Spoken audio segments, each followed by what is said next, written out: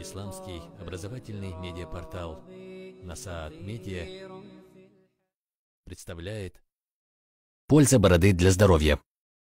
Все пророки, которых посылал к людям Всевышний Аллах, носили бороду. Нух, Ибрахим, Исмаиль, Исхак, Муса, Харун, Яхья, Иса и Мухаммад, и все другие пророки, мир и благословение Всевышнего им всем. Хотя мужчины-мусульмане следуют повелениям пророка, саллаллаху алейхи вассалям, и оставляют бороду, мы приведем несколько удивительных фактов в свете последних исследований, доказывающих пользу ношения бороды для здоровья человека. Предотвращает рак кожи. Недавние исследования, проведенные в Университете Австралии, показали, что борода защищает кожу от ультрафиолетовых излучений, исходящих от солнца. Борода блокирует эти излучения на 95%, что создает великолепную основу и играет большую роль в предотвращении заболевания раком кожи.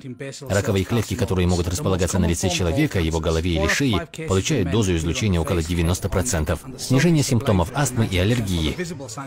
Согласно данным медицинских исследований, полученным из Нью-Йорка, если человек страдает от симптомов аллергии или астмы, то борода срабатывает как фильтр и не дает распространяться аллергенам. Это похоже на то, как срабатывают волосы в носу человека.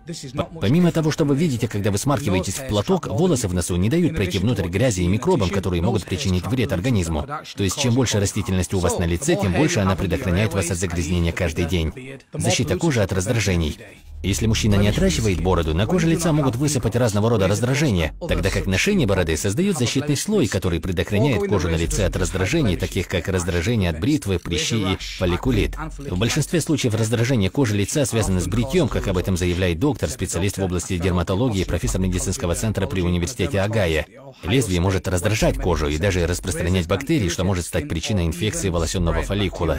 Естественное увлажнение. Волосы обладают уникальным встроенным увлажнителем, который называется сальными железами. По мере роста бороды происходит выработка сальных желез, которые увлажняют кожу лица. Это не только предохраняет кожу лица от сухости и раздражения, но и поддерживает оптимальную влажность, необходимую для комфортного функционирования. Оставайтесь молодыми надолго.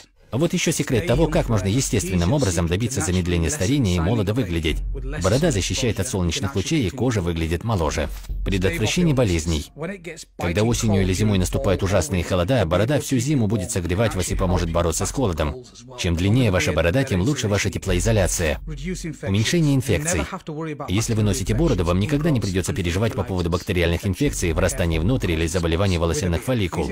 Эти инфекции часто сопутствуют в случае с регулярным бритьем.